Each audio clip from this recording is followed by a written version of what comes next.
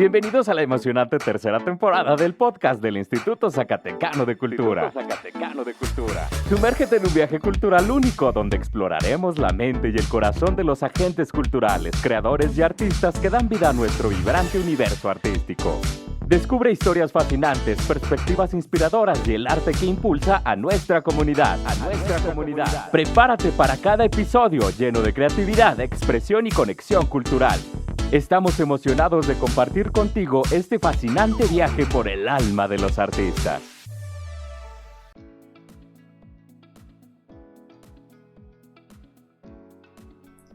Hola, ¿qué tal? Buen día.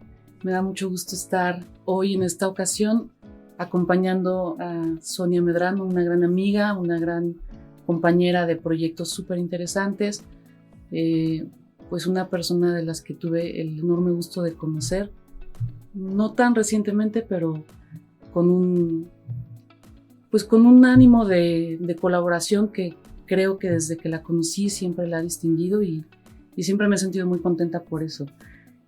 Hoy además vamos a platicar con Sonia particularmente sobre un libro que tiene alrededor de sí muchas anécdotas y muchas historias que pues de algunas de ellas estaremos platicando hoy.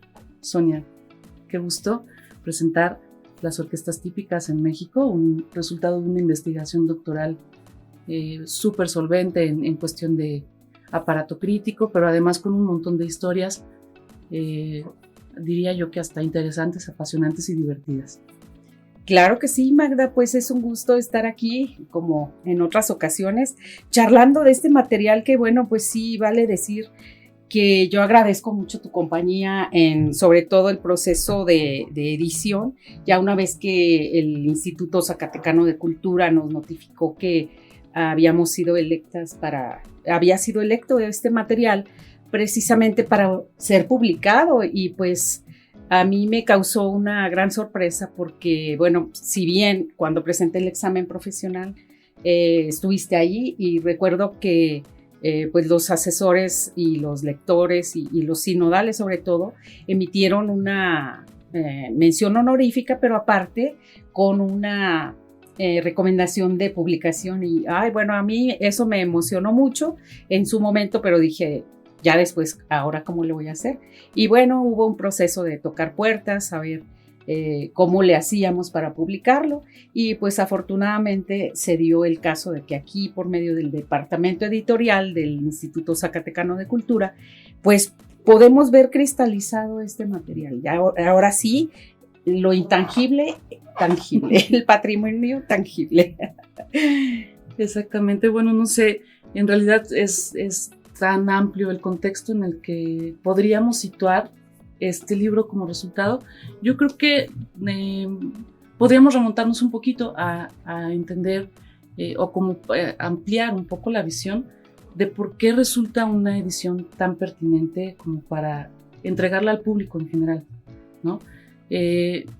Para mí fue así como muy sorprendente ir iniciándome desde que nos conocimos con este proceso de la orquesta típica del ayuntamiento en proceso de un reconocimiento de declaratoria como Patrimonio Inmaterial del Estado. Yo me acerqué pues así como grosso modo a lo que tú estabas en ese momento, que estábamos en 2017. Uh-huh. Tú estabas dando como ya cierre a tu investigación doctoral y fue muy coincidente este momento de decir, bueno, la orquesta típica del ayuntamiento merecería un reconocimiento de Patrimonio Inmaterial del Estado. Usted, doctora, dígame sí o no, ¿y por qué? Y entonces fue como sí. esta charla en la que me acercaste la noción, desde el punto de vista histórico general, de por qué la orquesta estaría pues en ese estatus.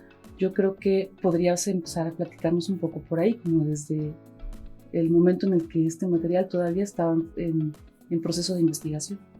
Sí, claro. Bueno, cuando me acerqué a ti fue justamente por eso, porque, bueno, yo veía que todas las orquestas típicas, las pocas que hay en la actualidad, todas tenían un solo origen. Igual en la charla que tuvimos con lo del clúster de La Plata en la semana pasada, que también estuvo en línea, pues yo mostraba esas dos vertientes de la música en Zacatecas en el siglo XIX. Había música de cuerdas y había música de alientos, pero en algún momento empiezan como a mezclarse y de ahí se van derivando grupos menores.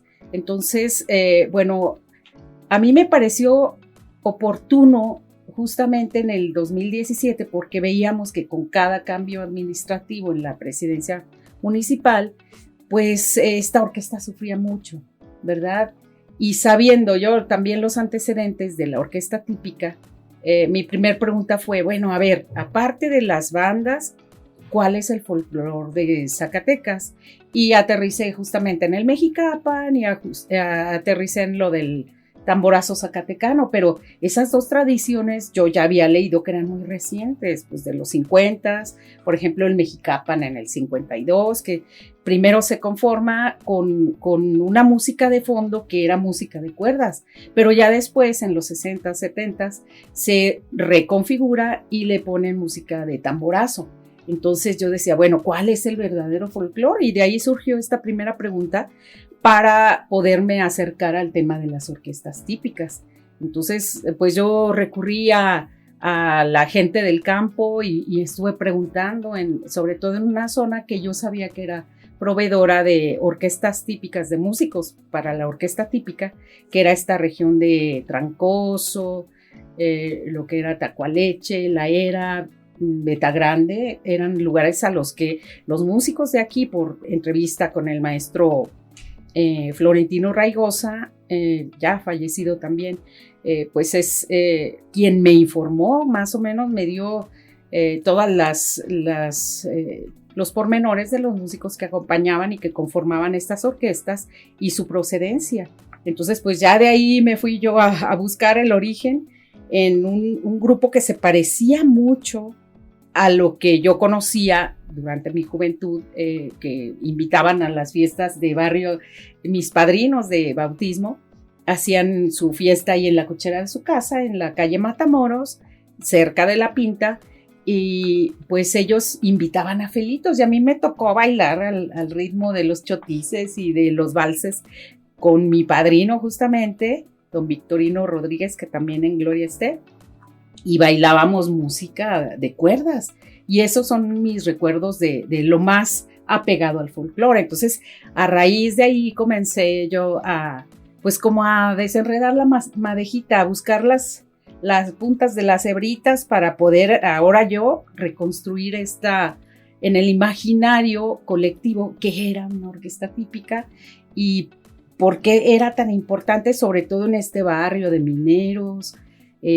porque había gente que desde el bautismo, primera comunión, matrimonio, 15 años matrimonio, invitaban a Felitos a tocar en sus fiestas. Entonces, ¿por qué era tan significativa esa música y cómo de repente, pues ya en los 80s decae y se acaba, fallecen los músicos poco a poco y se va acabando esta tradición de las orquestas de cuerdas en Zacatecas? Bueno, vamos entonces yo creo que estamos como en un espacio entre tú y yo, platicando de muchas cosas que tenemos como muy asumidas, ¿cierto? Yo creo que aquí lo interesante también, como para poner un poco en contexto las generalidades para quien nos escucha y que probablemente no tenga muchos antecedentes de este tema de las orquestas típicas, primero decir, en 2017 que nos conocimos, en la Dirección de Arte y Cultura estaba este proyecto de ver si era conducente proponer a la orquesta típica del ayuntamiento, una orquesta que depende de la Dirección de Arte y Cultura del municipio, proponerla como patrimonio inmaterial del Estado y lo que significara eso. En ese momento lo platicábamos también, teníamos el antecedente de que la única orquesta típica en México con un nombramiento semejante a que es el de la orquesta típica de la Ciudad de México como patrimonio inmaterial, ¿no? De la ciudad. ¿Qué significa, Sonia, el nombramiento o reconocimiento de un bien como bien patrimonial? Bueno, pues mira, yo ahí veo que este reconocimiento significa que en la actualidad es un elemento que identifica a una comunidad, ¿sí? Y en el caso de la orquesta típica de la Ciudad de México, bueno, allá les llevó como 11 años construir todo un expediente. Aquí fue muy rápido porque yo ya tenía avanzada una investigación. Y sobre todo creo que las declaratorias, bueno, a veces pueden ser armas de dos filos porque constriñen tanto a la agrupación en la que de repente somos muy puristas y quiero ver una orquesta típica igual construida o creada a imagen y semejanza de la de Carlos Curti, y si entra un elemento que no conviene, pues como que puede eliminar la declaratoria o puede también dejar de ser significativa para las nuevas generaciones. Entonces yo creo que a veces hay un dilema en nombrar un elemento como patrimonio. Pues esas son las opiniones de algunas personas que constriñen tanto a la agrupación que pueden condenarla, o está la otra vertiente, ¿no? Que puede favorecer para que también puedan preservarse las músicas que hay detrás de ellas, los repertorios, recuperar, por ejemplo, instrumentos que ya han caído en desuso. ¿Por qué? Pues porque en su momento las fábricas dejaron de producirlos porque a lo mejor para la gente ya no eran importantes o no había suficientes cuerdas en su momento, salía muy caro repararlos. En Zacatecas a lo mejor no había, por ejemplo, quien reparara bandolones. Ahí vemos a los carpinteros, por ejemplo, el señor Ruiz Esparza, don Antonio, que era carpintero de profesión, de oficio más bien, y luego fue incorporándose a la laudería, a la restauración de instrumentos. Entonces, pues es una pregunta difícil lo que me haces, porque, bueno, en los últimos años yo he estado pensando mucho sobre la orquesta típica y veía cómo estaban estas dos vertientes. La gente que por hábitus musical, es decir, por tradición, por herencia, se han transmitido una forma de tocar, incluso la audicidad o tocar de oreja, como ellos mismos, los músicos dicen, pues es un choque cultural cuando hay en la misma agrupación personas que tienen otra educación musical, ya de escuela. Entonces, como que vemos que están estas dos vertientes y que hay que ver cómo por medio de una declaratoria se protege a la agrupación, sobre todo para que sigan haciendo la música y no vayan pues a decaer o a transformar esta misión, visión con la que se creó la agrupación original. Claro, porque has dicho algo muy interesante desde el principio, ¿no? O sea, como que fue tu argumento de entrada. ¿Qué hace patrimonial un bien para poder nombrarlo como patrimonio inmaterial del Estado? Y lo decías, pues es un bien que una comunidad reconoce como propio, ¿no? Sí. Que le da identidad, que le da sentido. Hace un momento mencionabas también la orquesta original de Carlos Curti. Yo creo que en ese sentido vale mucho la pena como poner un contexto para entrar entonces ya en materia de este libro, ¿no? Y pues no sé, como también punto de partida podríamos decir que la orquesta típica de la Ciudad de México o la orquesta típica mexicana se funda por Carlos Curti en 1884. Podrías hasta casi tener como una fecha del acta de nacimiento de la orquesta, el 20 de septiembre de 1884, cuando se presentan en el Teatro Nacional, que está Porfirio Díaz presentando la orquesta. Está, pues creo que recién reelecto, ¿no? Como presidente del país, y está en puertas la participación de la orquesta típica de la Ciudad de México a la Feria del Algodón en Nueva Orleans. ¿Qué de todo esto nos lleva como en una, digamos, o sea, lo que yo creo que es muy valioso de este libro es la línea en la que se ve como ese trazo de un programa cultural que pueda definir una característica del país como propiamente reconocible, ¿no? La música como tal. ¿Qué pasa, digamos, en ese contexto que podemos llegar hasta 2017 y mantener vigente una especie de línea de continuidad en esa transmisión de valores culturales a través de un repertorio o varios repertorios musicales. Digamos, en ese sentido. Pues sí, yo pienso que hace falta, sobre todo para el público que nos escucha, que les mandamos un saludo y agradecimiento porque tienen este interés de saber un poco más de lo que se publica en el Instituto Zacatecano de Cultura. Bueno, yo creo que hay que primero decirle al público que es una orquesta típica. Justamente lo has dicho bien, Magda. Bueno, la orquesta típica nace en 1884 y pues yo ya lo digo aquí, es una invención.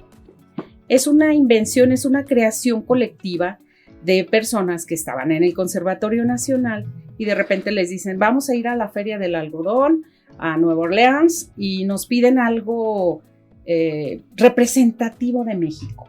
Recordemos que en ese tiempo pues estaba muy reciente la restauración de la República. Había que pensar en todos estos pequeños mexiquitos, todas estas pequeñas agrupaciones folclóricas que había todavía ni siquiera se puede hablar de folclore en 1884, el folclore ya es siglo XX, segunda, tercera década. Entonces tenemos que remontarnos a identidades, a nacionalismos. Había que pensar en una nación que queríamos presentarle al extranjero como una nación pacífica, un México con muchos estados aliados que estaban unificados y que querían una sola cosa, ¿qué? Pues era atraer la inversión extranjera y que se viera un México festivo, en desarrollo, potencial como proveedor de materia prima para Estados Unidos y para el mundo. Entonces era importante que se viera como una sola cosa, como algo unitario, y es justamente donde entra esta invención. ¿Qué hacen? Bueno, toman elementos del pueblo, los instrumentos vernáculos, toman aires nacionales o sones, jarabes, les llamaban airecitos nacionales, y por otro lado también la música que se está escuchando, música de vanguardia que se está escuchando en ese momento en el mundo. Querían como hacer una reinterpretación de las músicas universales o de moda en la época, pero cómo sonarían con estos instrumentos vernáculos y esta combinación, que es justamente por lo que empieza la crítica en los periódicos y se comen a la orquesta. Dicen, es que esa orquesta ni trae, ni es típica el arpa de pedales, no es típico el violín, ni el violonchelo, esos son instrumentos europeos. ¿Por qué los combinan con instrumentos tan corrientes que no sirven más que para bailes de segunda o para cantinas? Son instrumentos de arrabal, eso, el bandolón, eso es muy corriente. Entonces eran justamente esta combinación, el salterio, por ejemplo, que en ese tiempo a lo mejor tenía otro contexto, que había salido de las iglesias y ahora se estaba presentando igual en las calles, en las cantinas, en los mercados. Entonces eran esos elementos, las guitarras, pues ni se diga. En el Conservatorio Nacional en ese tiempo no había la materia de guitarra como tal, pues creo que se fundó como hasta 1930 más o menos.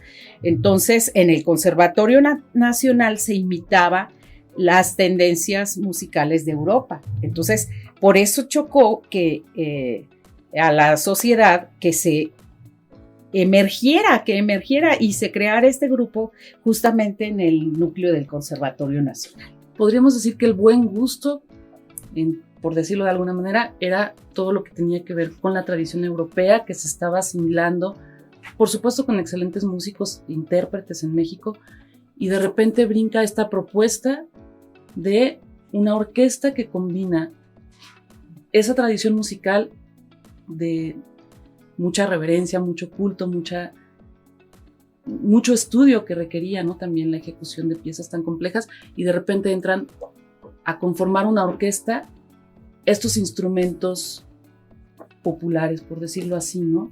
Exactamente. Que no, digamos que no estaban entonados con algún gusto. A mí una de las cosas que me encantaba de lo que platicábamos era que la misma comunidad de músicos del siglo XIX, para digamos, una sociedad que para nada estaba, como para nosotros podríamos verlo ahora, pues no estaba digamos, en sintonía con esto que para nosotros es tan normal de fusionar, ¿no? Sí. O sea, nosotros vemos como algo súper natural encontrar fusiones, mezclar elementos, ahora, por ejemplo, elementos extranjeros con elementos nacionales. Bueno, estamos así como en la frase esta de mezclar es bueno, pero en el siglo XIX era una sociedad muy purista, ¿no? A la orquesta se le auguraba un fracaso rotundo. Exacto. Se presentan en Nueva Orleans y resulta ser un éxito arrollador. Se van, además, también coinciden por allá con músicos que formaban parte de la banda del 8º Regimiento. Se hace un boom espectacular de esta música mexicana o que representaba lo típico mexicano. Y bueno, llega toda una historia. Hay una parte del libro que a mí me encanta, Sonia, que es, bueno, presentar todo este contexto de los antecedentes de cómo se forma la orquesta típica mexicana, digamos lo que abordaste en el primer capítulo, y después pasar a este capítulo maravilloso de El arte sobre rieles, que es prácticamente un road movie, ¿no? Sí. Ahí pues me gustaría dar un poco como el contexto para que tú nos sigas contando, pero es como esta tradición musical tiene de repente que necesariamente pasar por Zacatecas porque la ruta ferroviaria marcaba en Zacatecas un punto clave, ¿no? Entonces llegan a Zacatecas estos músicos, Carlos Curti, el fundador de la típica mexicana, su hermano Juan Curti, y surge este fenómeno maravilloso de encontrarse estos músicos con músicos como Genaro Codina, como los hermanos Calero. Cuéntanos esa parte de la historia que yo creo que es así como, pues justo algo en lo que los lectores estoy segura que pueden encontrar material así como para una novela increíble, ¿no? Oh, claro. Sí, bueno, fíjate que has tocado un punto medular, Magda. Yo creo que la palabra clave es globalización. En ese momento, aunque es atemporal este concepto, pero se estaban enfrentando justamente a eso y había miedo. En primer lugar, bueno, la tendencia era imitar a Francia. Sabemos que hasta la fisonomía de la ciudad trajeron, por ejemplo, para el mercado González Ortega, llegaron sobre rieles los pilares estos de herrería y todos los materiales que con los que la nueva arquitectura, como arquitecta mejor puedes entender y hablarnos de eso, porque vemos cómo se dice, Zacatecas es colonial, pero te paras ahí en la esquina del Portal de Rosales y volteas rumbo a Catedral y ves que pues hay una mezcla, una combinación de estilos arquitectónicos que tiran más hacia lo francés, ¿verdad? Si haces un paneo así de 180 grados, dices, ay caray, colonial, bueno, algunas partes, pero no todo. Es como esa tendencia que se dio en el siglo XIX, estos balcones tipo escaparates, pues que vemos en varios edificios de Zacatecas y decimos, bueno, muy español, pues no, tampoco se ve, ¿verdad? Entonces son esas tendencias que tuvieron en su momento. Y digo globalización, ¿por qué? Pues porque en ese momento estaba entrando el telégrafo, el teléfono, la luz eléctrica, entonces estábamos de repente más comunicados con el mundo. Y por eso creo que en estas ocasiones es cuando el ser humano dice, bueno, me voy a diluir en lo que es el mundo o tengo que pensar en quién soy y qué voy a dar yo como sociedad, como persona, como cultura hacia el mundo. Como la crisis de la modernidad, por decirlo así. Exacto. Creo que de ahí salió una preocupación nacionalista. Claro, porque además estamos insertos en ese momento en justo el proceso de modernización a nivel global, ciertamente, ¿no? Estaban las ferias internacionales como un escaparate gigantesco de lo que presentaban los países pues, a los mercados internacionales, porque realmente era eso, ¿no?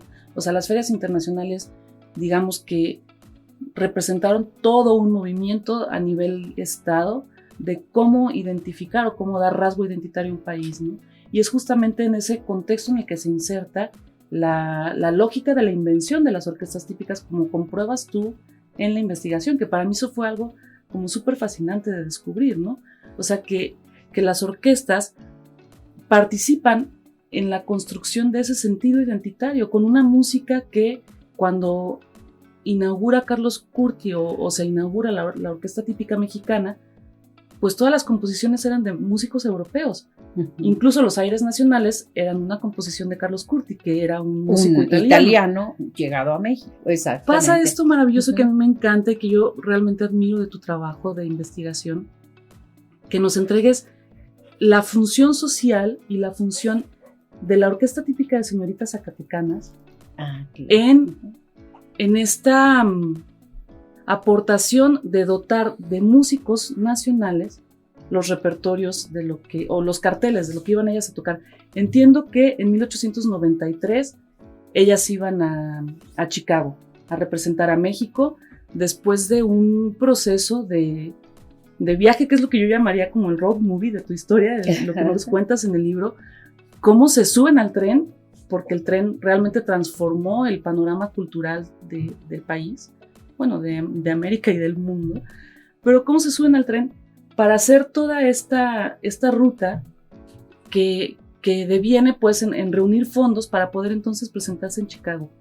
Y entonces ahí darnos un cartel de músicos, por ejemplo, como Genaro Codina, ¿no? Que para mí también fue algo increíble entender lo que significa que Genaro Codina como músico haya compuesto la Marcha de Zacatecas, no solamente para la orquesta típica de señoritas, sino para esa dotación musical de instrumentos. Digamos que yo creo que para cerrar podría ser así como un brochecito para que la gente se quede con la curiosidad, con el apetito de echarle un vistazo más profundo a lo que nos presentas en el libro, Sonia. Claro que sí. Bueno, el libro se llama Las orquestas típicas en México, de la invención a la consolidación de una tradición. Y este libro, bueno, se publicó aquí por el Instituto Zacatecano de Cultura en 2021. Entonces, bueno, sí, la Orquesta Típica de Señoritas nació en 1889 y fue justamente a raíz de la llegada de Carlos Curti a Zacatecas a través del ferrocarril central, porque sí, parece que el Circo Teatro Rin tenía vagones especiales para poderse trasladar a lo largo y ancho de la República Mexicana. Y justamente llega a Zacatecas el Circo Teatro y aquí coincide que no había quien fuera el director de la orquesta y banda del municipio de Zacatecas y contrataron a Carlos Curti para hacer eso. ¿Qué pasa? Carlos Curti está 2 años en Zacatecas y deja sembrada la semilla y también deja a su hermano que les presta el arpa a las señoritas. Y bueno, pues ahí, aquí mismo en el libro tenemos en una de las interiores una noticia en la que nos habla justamente de todo lo que hizo Carlos Curti y sobre todo de cómo Genaro Codina es uno de los aliados para la creación de esta orquesta, que como dice Magra, sí, justamente fue a representar a Zacatecas en la Ciudad de México, en las giras del Circo Teatro Rin, reunió dinero para poder acudir a la exposición de Chicago. Y aquí es justamente con esta orquesta donde la mujer se incorpora como instrumentista al pues, el sistema laboral dentro de la música y del arte en México. Entonces eso fueron a mostrar a Chicago en 1893, cosa que no hicieron los de una orquesta típica femenina creada en el Conservatorio Nacional. Y además, un dato súper relevante, ¿no? O sea, esa feria de Chicago estaba también aterrizando el sufragio femenino, ¿no? Ah, claro que sí. A nivel internacional, pues. Entonces, México manda una orquesta de señoritas compuesta por puras mujeres y su director, ¿no? Sí, claro. Entonces se insertan en esta tendencia de mostrar, en primer lugar fue la exposición colombina de Chicago, la importancia de América como pues un continente que aportó también algo muy importante al mundo, ¿no? Se quería mostrar el arte y la inteligencia también de la mujer y pues hubo congresos de moda, de religión, de muchos otros temas. Entonces, pues creo que pues mejor lea. No sé. Es que hay tantísimas cosas que pudieras contarnos, Sonia, ¿no? Claro que sí, pero mejor aquí está todo.